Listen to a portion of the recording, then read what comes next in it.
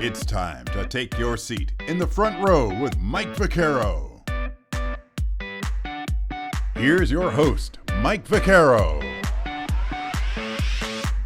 Hey, thank you, Chuck. Welcome, everybody. Mike Vaccaro here, once again in the front row. And as always, behind the scenes, it's J.R. Quitman, our director, creator, producer extraordinaire for us here. I want to thank you, as always, for continuing to watch and listen to our shows. Some great guests, great conversations. Today is no different. We're up to episode number 37. And for that, it is Bill Curry.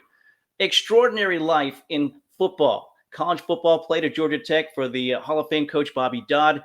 Then in the NFL, all he did was play for Vince Lombardi and Don Shula.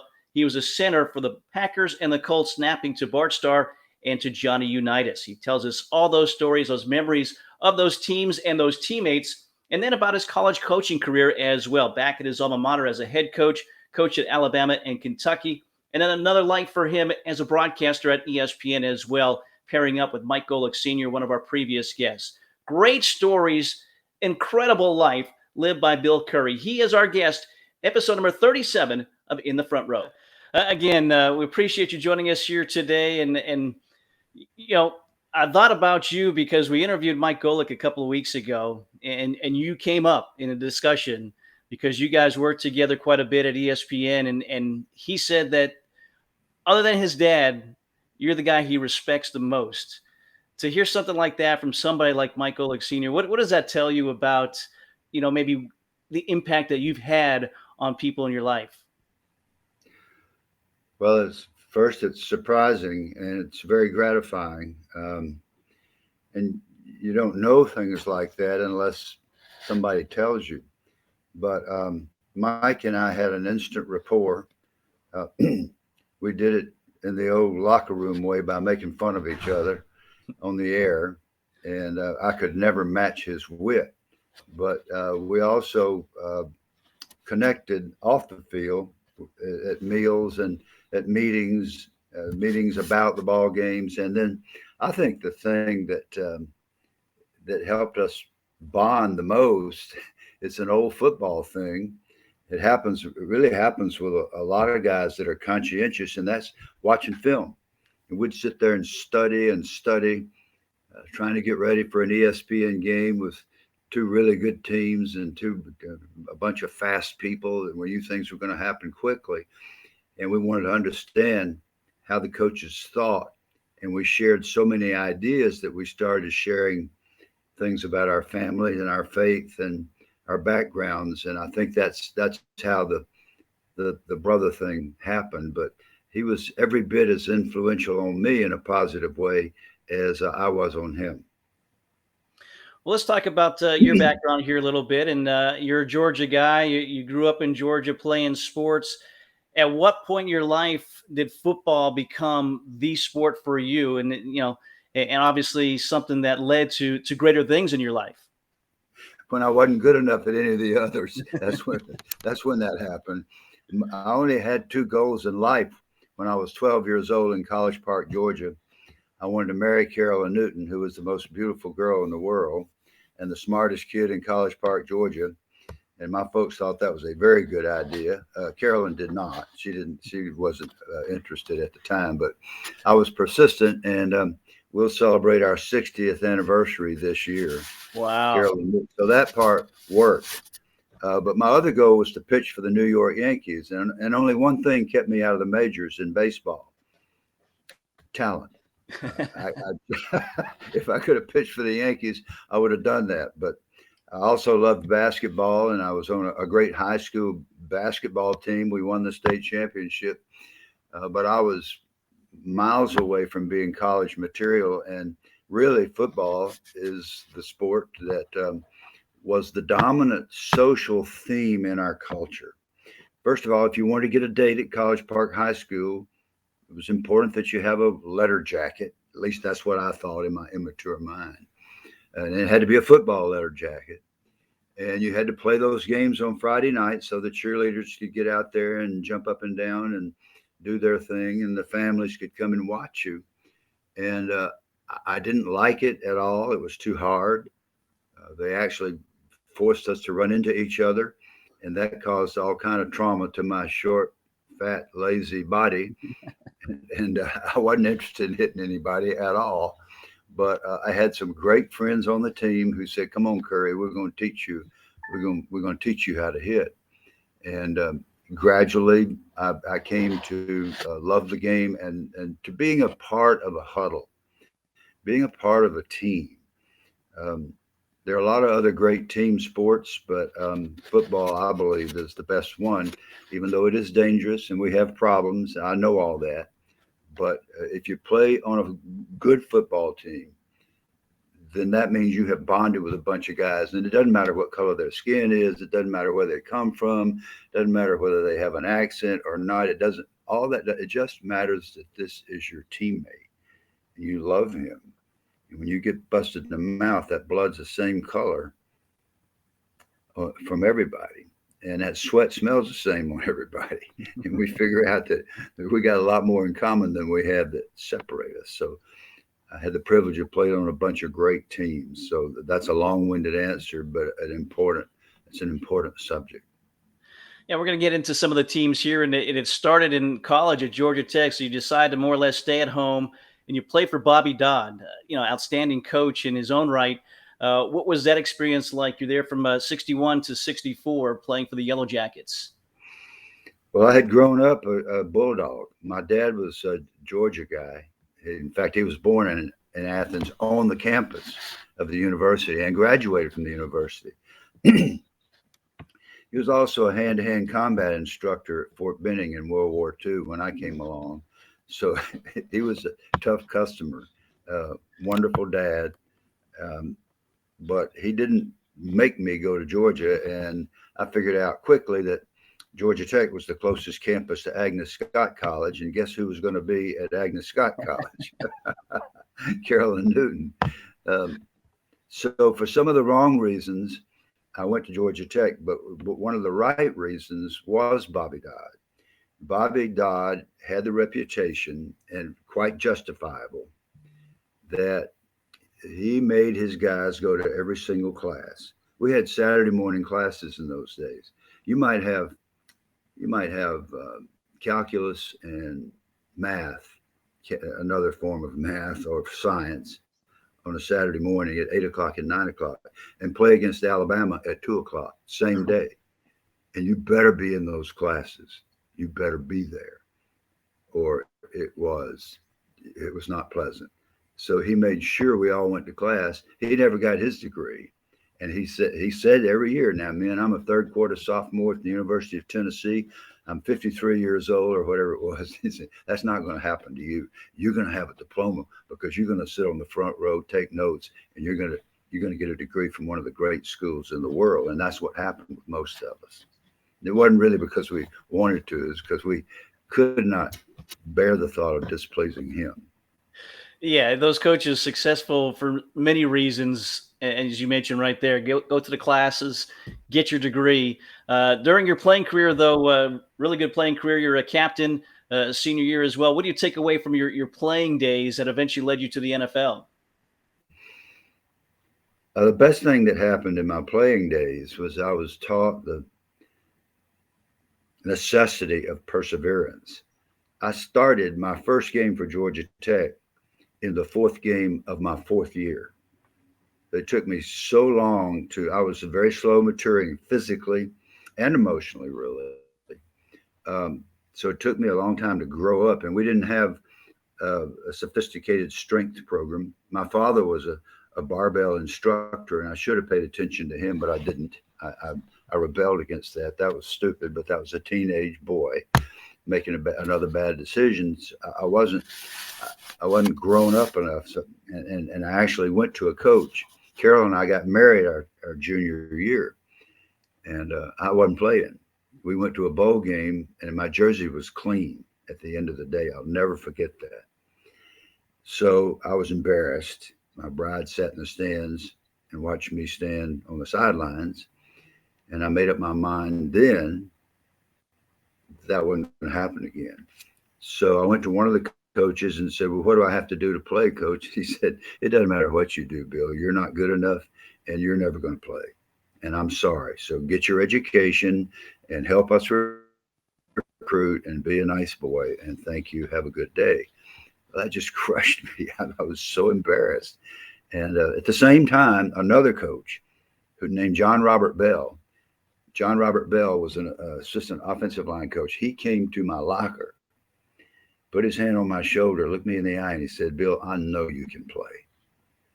Why don't you and I go down to the practice field early and let's work on your footwork.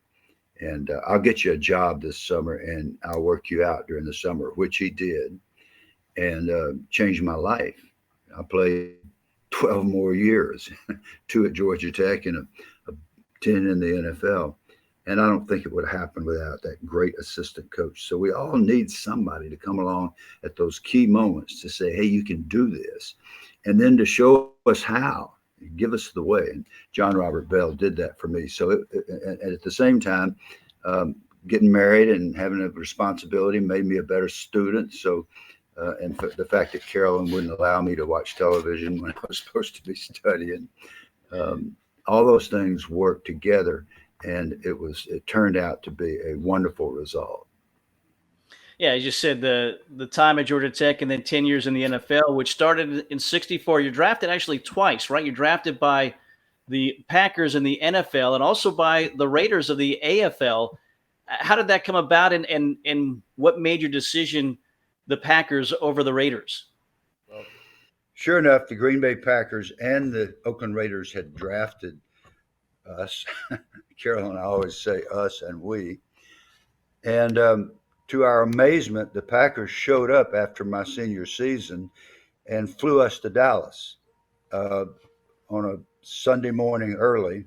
We were taken to the Cotton Bowl where the Packers were playing the Cowboys. I mean, this is like something out of a dream.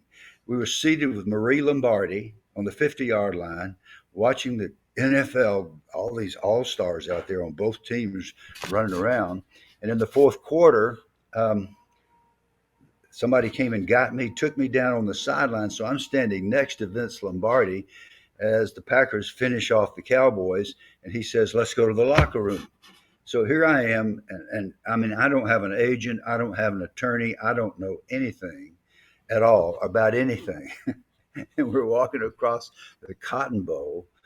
And Vince Lombardi turns to me and said, "Bill, would you like to play for the Green Bay Packers?" And without thinking at all, I said, "Oh, yes, sir. Yes, sir." So, I mean, I made a commitment before I ever thought about a number.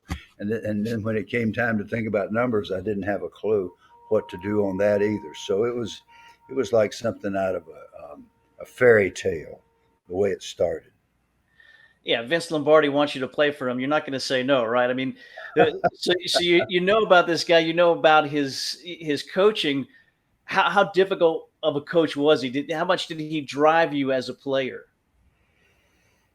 He drove us unmercifully, but football is an unmerciful game. And I didn't understand it. I wasn't a fast maturing person.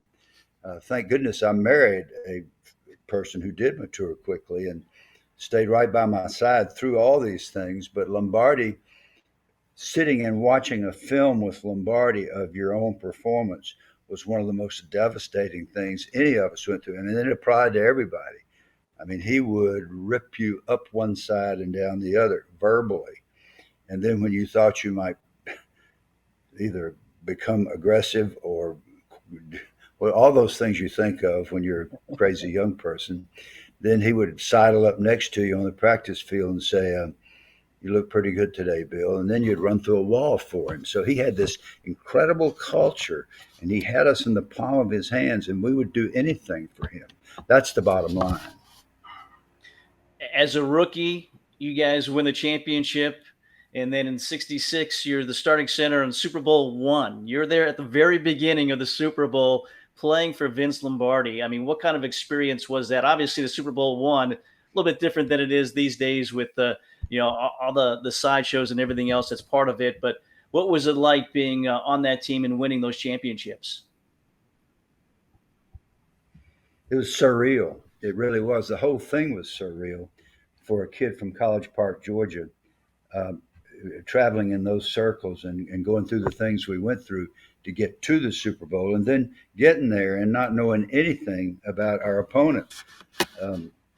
It really, and you say there were no, compared to today's world, it's true. The distractions were nothing like they are now, but there was still, I mean, we run out on the field. I mean, I was a trumpet player in the high school band, and there's Al Hurt playing his trumpet, one of the most famous human beings on earth. And there were guys flying around with those little rockets on their back.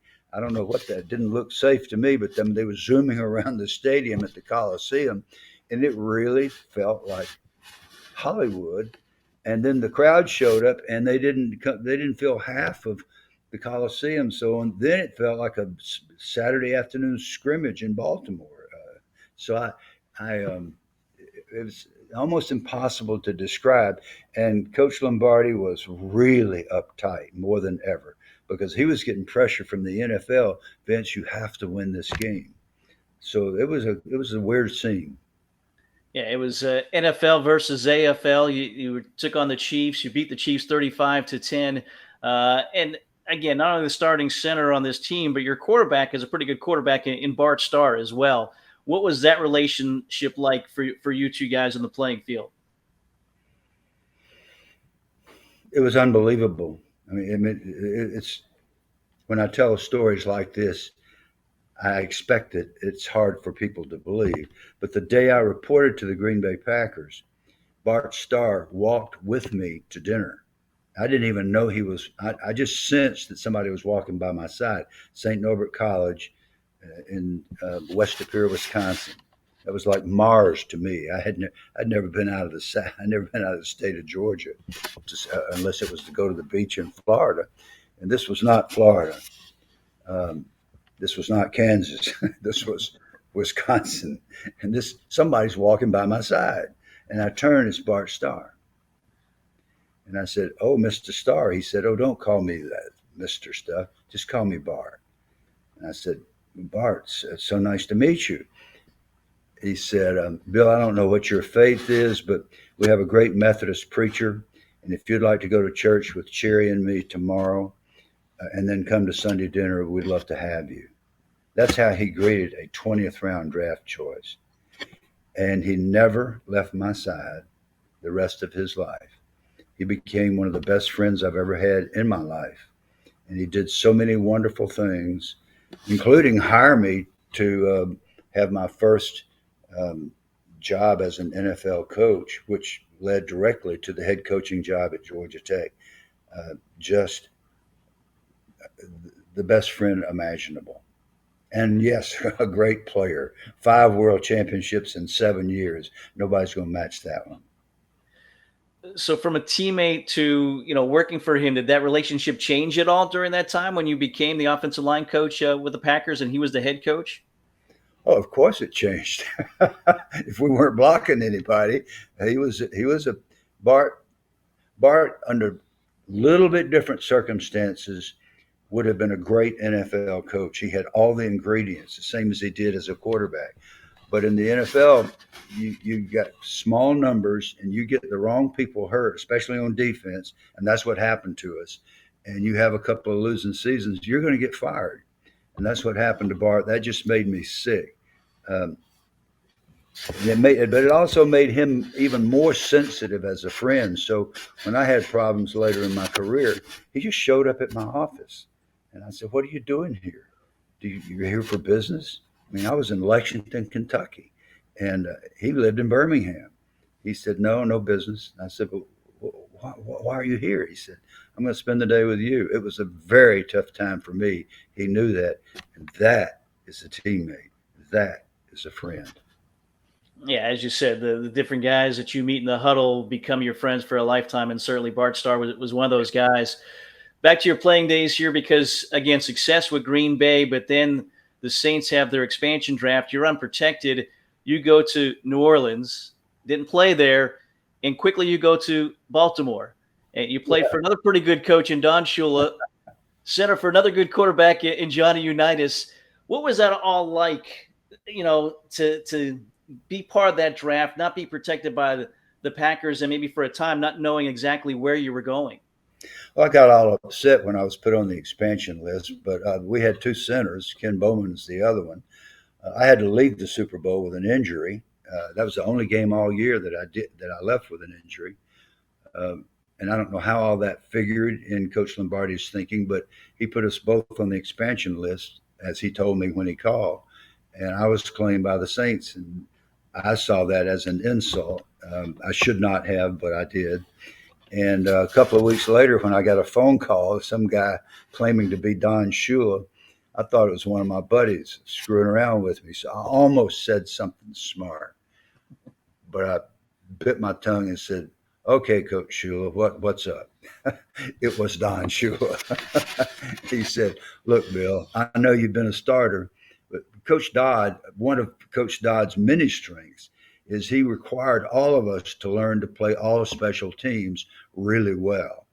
And I could run a little bit, so I could cover kickoffs and be a wedge buster. I was a long snapper, and I could play on punt returns and kickoff returns. And I loved doing all that because we all were required at Tech to learn those skills. Coach Dodd was a master of the kicking game. Well, Shula had seen that on film. And he said, "Bill, if I trade for you, I know you've been a starter, but would you be satisfied to play for us just on special teams? That's why I want you. I'm just telling you the truth." And my answer was, "Coach, I would walk to Baltimore to play for you."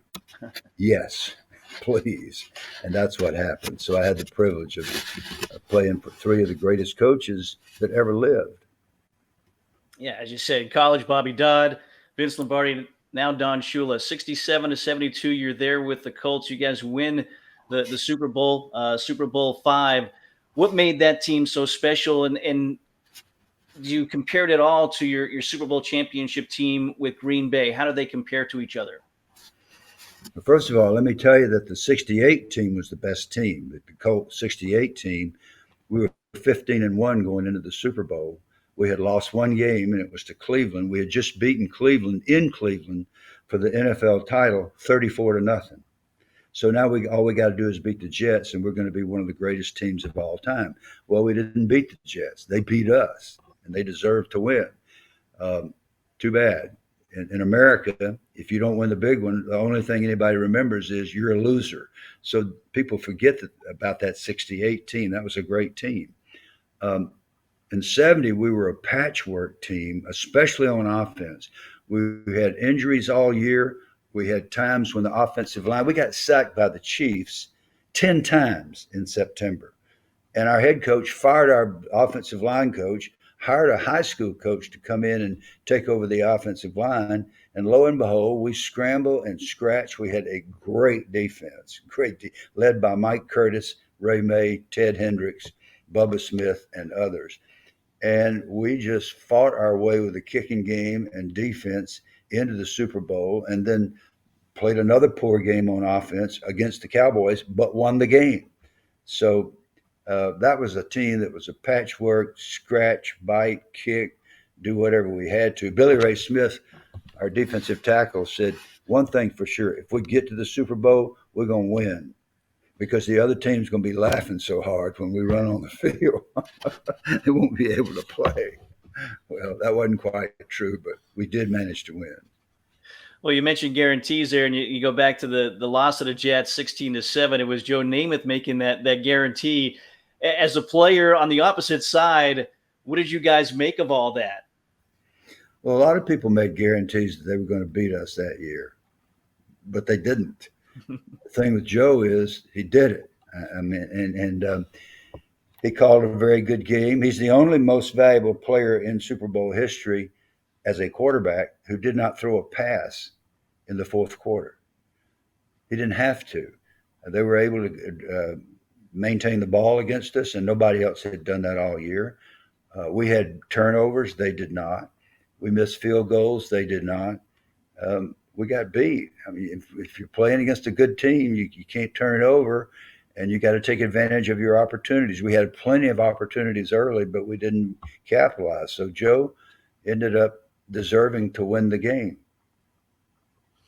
So great success there again, Baltimore until 72, 73. You're traded to Houston, and Merlin Olsen, maybe more people know him as an actor than a football player, but he's a guy that you had a leg injury because of him. And what did that do to your career? How did that lead to maybe the end of your playing career after 10 years in the NFL? It was devastating. Merlin was, for people who think of him as an actor, just keep this in mind. He went to 14 Pro Bowls in a row. Think about that. He may be the greatest defensive tackle of all time. He's certainly in the top 2 or 3. And we were friends off the field even then. We became good friends the next year because I finished my career with the Rams, which was Merlin's team. But sure enough, he's the one that applied the blow. It was completely legal. I was trying to block on him, and my knee got caught, and it exploded. It was just a mess. And so what motivated me, Merlin also, I got to the Rams, and I was practicing against Merlin, and I said, "What do you think I need to work on, Merlin?" He said, "Retirement." He was a thoughtful, scholarly guy and a dear friend, and I miss him. I just guys like that are unique and special. Yeah, not just great athletes that you've had a chance to play with, but it seems like great people. They've gone on to great things beyond their You're right. playing, That's as exactly. you have as well. Well, thank you. Yes, they have. Also, during your time with the Colts, you were the president of the NFL Players Association, right? So, and I know you and John Mackey were doing some great things there. What was that experience like for you? And maybe how did the life lessons of the coaches that you had play in the role that you had with that? Well, my NFL life lessons were prompted more by players even than those great coaches. With the Packers, and when I walked in that locker room and looked around, Coach Lombardi's greatest asset, and he doesn't get credit for this, but he would not tolerate racism. And there were a bunch of clubs in the NFL that practiced racism and bragged about it. They didn't have any African American players, or they only had a couple, and they thought that was cool. Coach Lombardi only wanted he wanted 2 things: can you play football, and are you a decent guy? That's all he cared about. He didn't care what color your skin was. So we had a lot of African American players, and I thought they would hear my Southern accent and reject me. That they did just the opposite. Willie Davis, Herb Adderley, but really led by Willie, Elijah Pitts, Lionel Aldridge. Those guys embraced me. They taught me how to talk, what to say, what not to say when you're among the brothers, because I didn't know any of that stuff. And the fact that they loved me when I didn't even understand them changed my life completely. And I've tried to take that with me to every team I ever coached. So my real lessons in humanity and in dealing with people that are different from me came more from the players than the coaches, although the coaches had to be the kind of people that would not tolerate racism. And Shula was the same way. In both cases, it only mattered that you could play and that you were a good person. And when I got to the Colts, John Mackey and Sylvia, his wife, just embraced Carolyn and me, and God rest his soul. John's not with us anymore, but Sylvia is still serving on the board of my wife's foundation, Women Alone Together, and still comes to Atlanta and stays with us. And those relationships are among the most important ever in our lives. Yeah, that's amazing to hear that again. Were you having those tough discussions and conversations again, being a white guy, trying to fit in a sense and just learn from them? Was that going on during that time with you as a player with those black players? Oh yeah, I mean, they were so great. I could tell 100 of them, but I don't want to embarrass any of the guys. But I mean, I would say the wrong thing, and instead of slapping me in the mouth or walking away from me or blindsiding me at practice, they would sit there and say, "Bill, don't say that. Say this." And I'm not going to tell you what those were. They weren't the real bad ones, but they were bad enough. There were things we thought were clever, and they're not clever. Those old jokes, those racist jokes that people think are funny, that's the beginning of hatred and vitriol and some of this nonsense, this killing that we're seeing. That's the stuff that gets that started in a little fellow's mind. And God help us, sometimes that little fellow goes and picks up a rifle. So, I mean, I was just educated by some of the great human beings ever, and that's why we had great teams. Those leaders. I'm sure you had to have some teammates though that maybe didn't follow along. Other white teammates that racism was there. Was that tough to deal with? Again, as you're trying to educate yourself and learn, was it difficult to have teammates like that around at times? They weren't around long. If you were a racist, if you said one racist sentence in Lombardi's locker room, you were on the next Greyhound out of town, and that became very clear to everybody. It never came up in Baltimore. I just think Baltimore, because of people like Lenny Moore and Jim Parker, they had Hall of Fame African American players for years. So I think that the possibility of racism had been settled long since. That was not the case in Green Bay, because when Lombardi got to Green Bay in 1959, he had one African American player, Emlyn Tunnell. By the time I got there in '65, he had 10 African American players on a 40-man roster. That's intentional. That's getting the job done the right way with diversity. It also, nobody could beat us. I noticed that quickly. We didn't lose any games to speak of. We just had great players, and the guy knew what he was doing. Shula, same thing, but Shula inherited a more, I think, mature cultural with Mackey and Lenny Moore and Jim Parker and guys like that. They were just such powerful leaders that the team just blended, and we were hard to beat every year.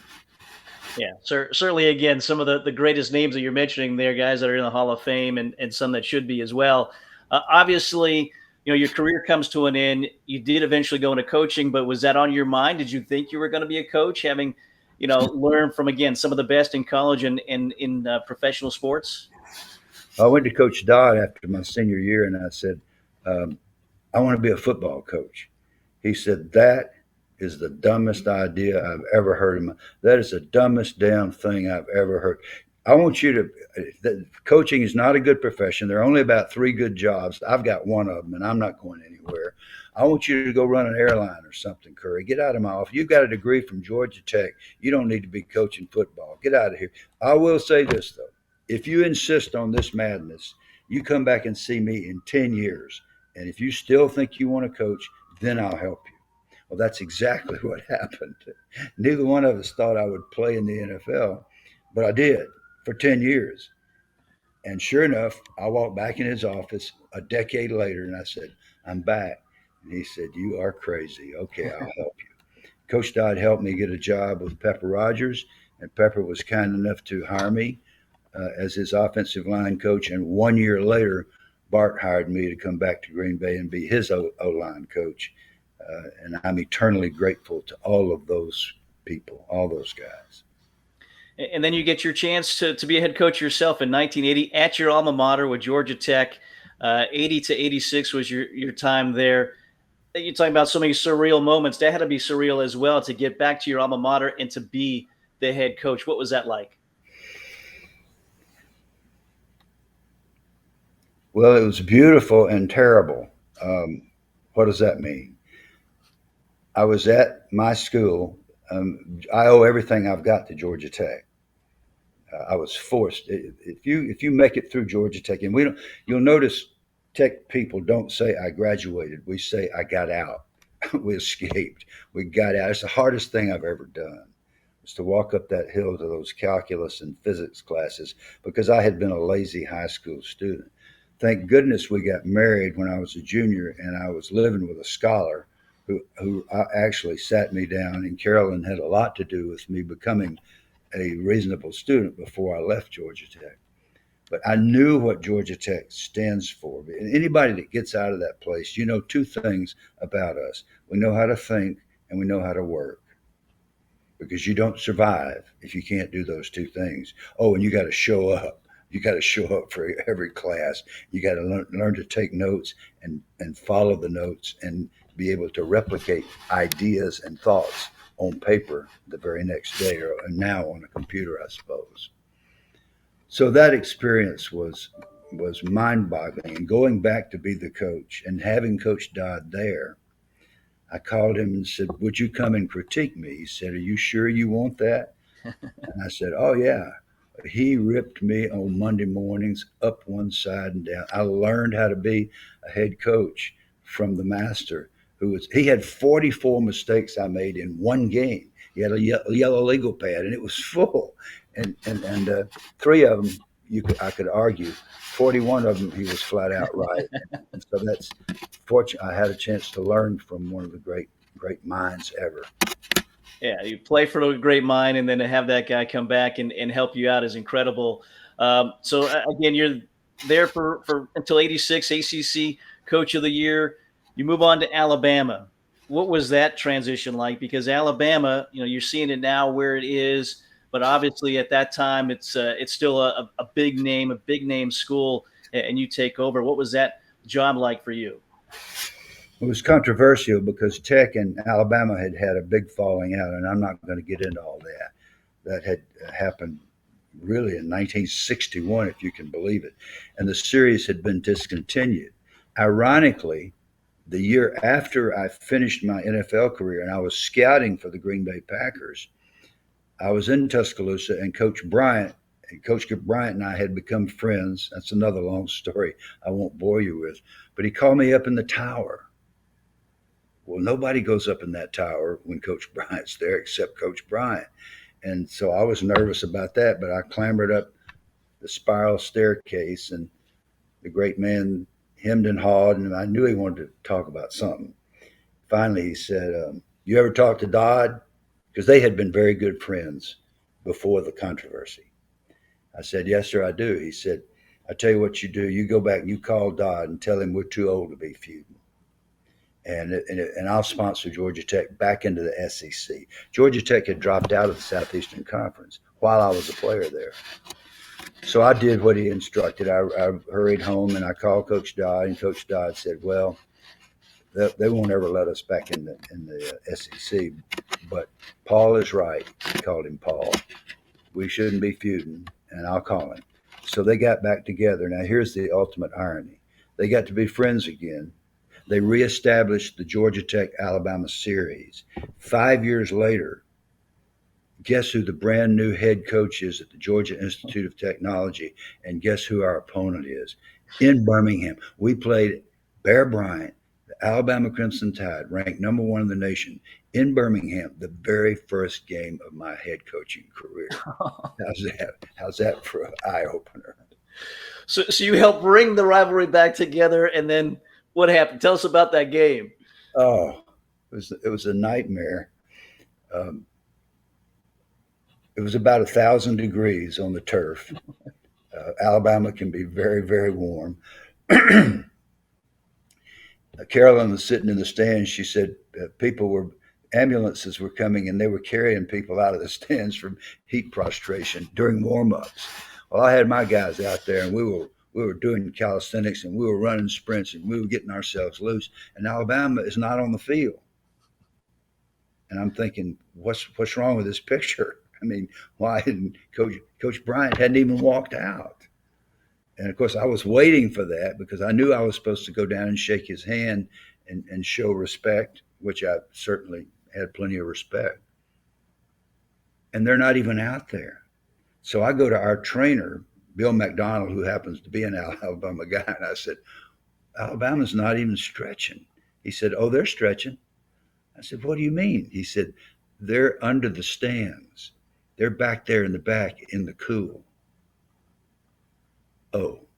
Coach Bryant has whipped us, and he hadn't even run on the field yet.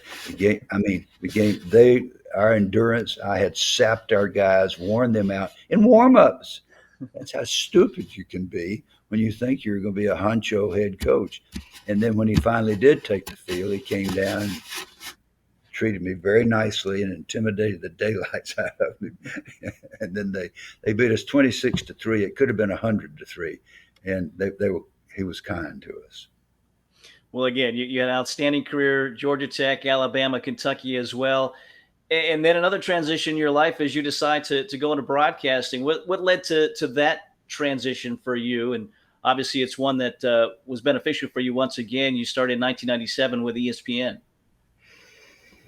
Well, I loved working for ESPN, and they were wonderful. to us.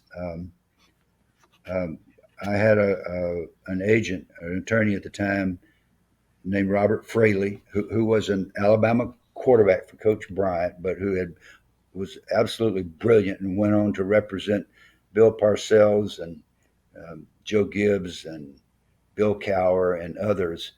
And I had the privilege of having Robert as my representative. He died tragically in a plane crash with Payne Stewart years later. But Robert immediately jumped on the idea of being on the air. I had worked as a sportscaster in Atlanta in the early 70s in the off season. That was my off season job. We all had off season jobs. So I had a little experience on camera, and then I just went for an audition and had the privilege of signing with ESPN. And then in the first meeting of all of the staff and all the people, Lee Corso took about half of his day and just went over and over and over things that I needed to know. And I'll always remember that. So ESPN was wonderful for us. And I'm especially indebted to Lee Corso. And then when they put Golick in there with us, and Michelle Tafoya and Dave Barnett, that was just a great joy working with that bunch. Always indebted to, and there's so many more that I'm not mentioning. Kirk Herbstreit was wonderful, and a lot of others. Yeah, and again, 1997 to 2007.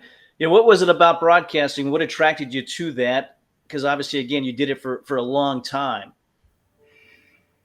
Well, I love football with all its ugliness and flaws, and the fact that I hated it when I was 12 years old. I learned that if you do your job, I thought the very worst thing that could happen is if they made me hike the ball. Well, that's exactly what they did.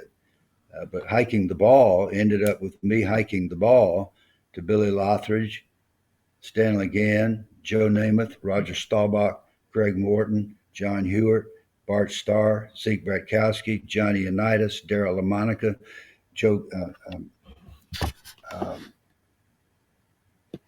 Bob Greasy, James Harris, the greatest players and leaders in the era that I lived.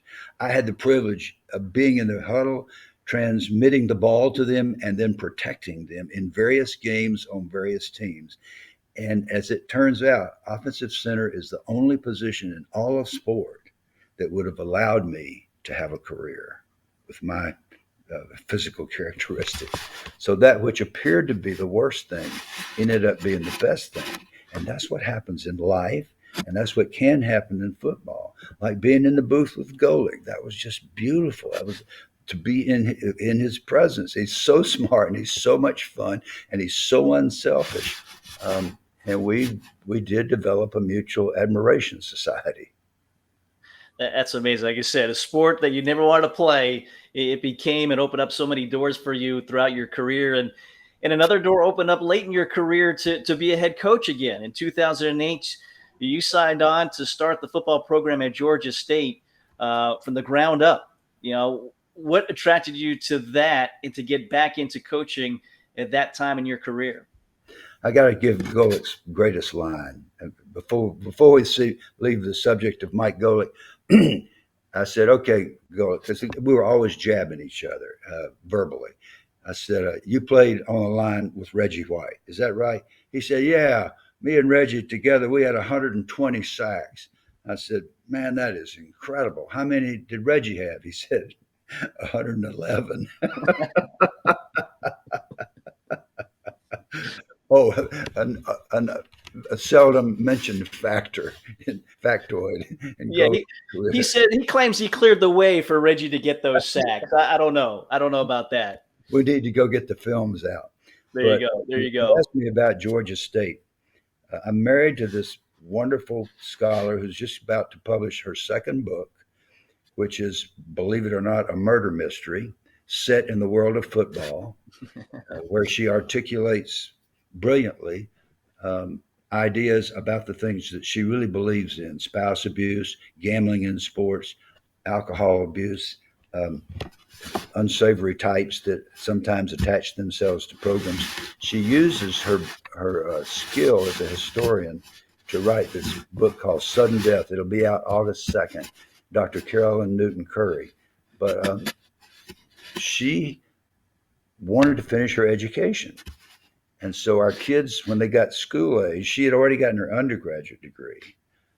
And I had agreed, sure, you should finish your education. I didn't know she meant to earn every degree in Western civilization, but she did.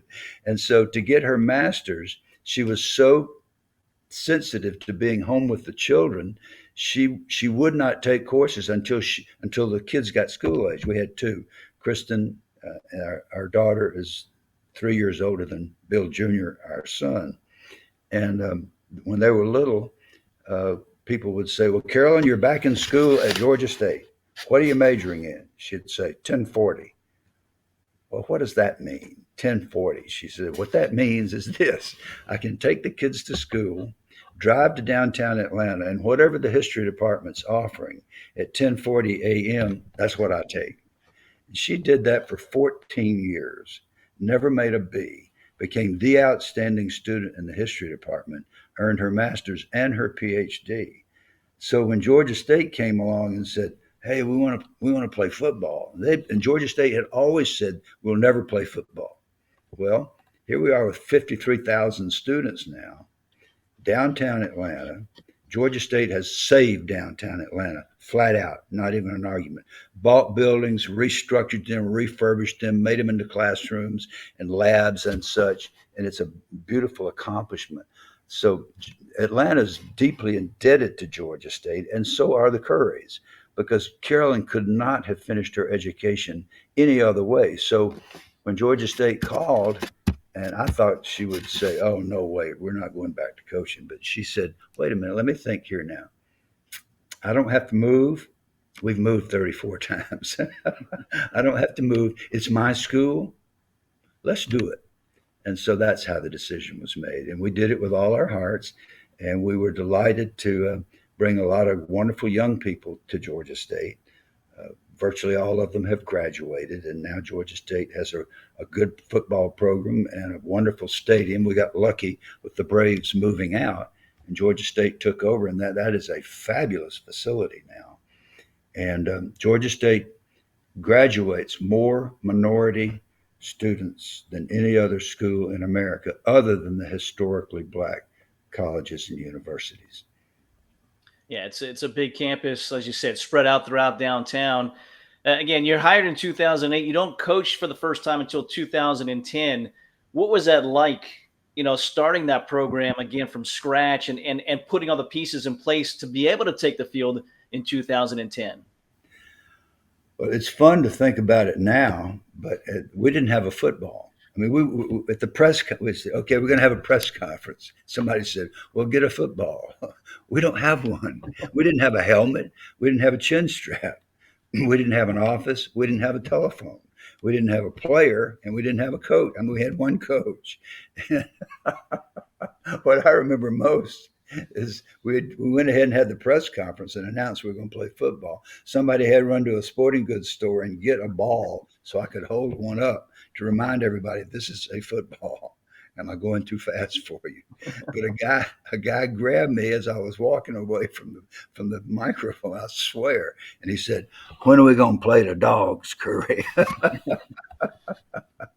said, it'll be a while.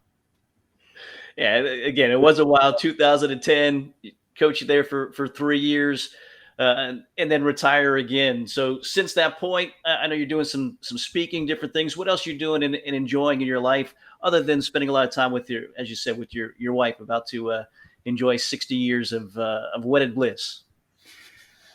Yeah, wedded bliss is what I would call it. I don't think she would call it that, and we're not going to ask her right now. That's right. But I'm going to accompany her. The book, not surprisingly, is called Sudden Death. And I told her, a coach is shot on the sideline in the opening chapter. I said, hey, sweetheart, you just killed me in the first chapter. She said, oh, no, darling. She was totally sincere. She said, this guy is tall, dark, handsome and really smart. He couldn't possibly be you. I said, thanks a lot. But it's a really good book. And she had some great editors that were hard on her, and she wasn't real happy about that, but she did what they said. And anybody that picks it up that's the least bit interested in our cultural, the things that really matter in our culture for women, I think that's the real reason she decided to do that. Normally, if she writes a book, it's about history because that's her area of interest. Well, again, you spent so much time, a lifetime around football. You were honored in 2007, the Amos Alonzo Stagg Award for your contributions. What did an award like that mean to you? And maybe tell you about your place, in football, but in society as well. Well, I was blown away. I get emotional just thinking about it. For the guys, the American Football Coaches Association, to feel that way and to present that honor is more than one could ever expect. And to earn the respect of your colleagues and your former players is one of the goals that every coach has. And every coach who loves his players does the best he can or the best she can to do that. So that honor was very significant to the Currys. Again, you've had such great coaches in your career. How much do you kind of go and help out other coaches now, and maybe not just football, but other coaches as well that maybe look for you for some guidance, as you once did with Bobby Dodd and some of the other coaches as well? A good bit. I'm surprised because they contact me, and either they allow me to come and speak to their team, and that's happening less and less. But I mean, that's okay. I don't need to be running around the country the way I used to. But or we'll set up a Zoom and we'll talk by phone. One of the good things that happened during the pandemic was that Zoom became such a factor. Not only are we doing this today, but there were high school teachers and coaches that had me talk to their classrooms with the Zoom. And I've done that quite a bit, and which stimulates me and it makes me think to try to come up to date with the things that young people are dealing with. They're dealing with things that we didn't even think about. We never thought about mass murder. We never thought about a pandemic. We never had to think about stuff like that.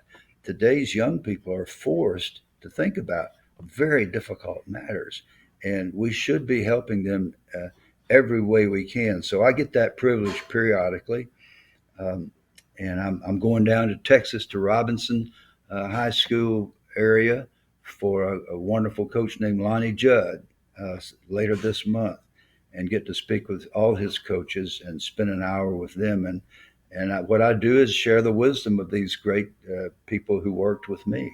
And so it's a privilege. I also work as a fundraiser for what's called Breakthrough House. That's a place that takes in women who are suffering from the results of addiction or imprisonment or homelessness or all the above, and bring in their children as well. And we're doing a major capital campaign now, and I'm helping to raise that money. So there are a lot of good things for us to be doing, and Carol and I both try to do our best. Well, you're certainly doing your best, and I can't thank you enough for spending a little time with us and the insight that you have provided. Certainly, I can see why you were a successful football coach all those years, Coach, and enjoyed our conversation here, and I'm glad that Mike Golick brought you up in our discussion with him a couple of weeks ago, because again, you guys, as you said, you worked so well together watching those games years ago. But to have a chance to talk to you was a tremendous honor for me, and I can't thank you enough for spending a little time with us here today. Well, it's my honor, and thank you guys. And I'm glad we got the technical glitches worked out. Wow, great stuff there from Bill Curry. He has been teammates with some of the best in the NFL, also some great coaches for him. Great insight from Bill Curry, our guest here today. As always, we remind you, be sure to like and subscribe to our YouTube channel. Great guests coming up. You do not want to miss any of those. You'll be notified with some push notifications with that as well. Subscribe. It is free to our YouTube channel. Thanks for joining us here today. We'll see you next week for another edition of In the Front Row with Mike Vaccaro. Have a great day, everybody.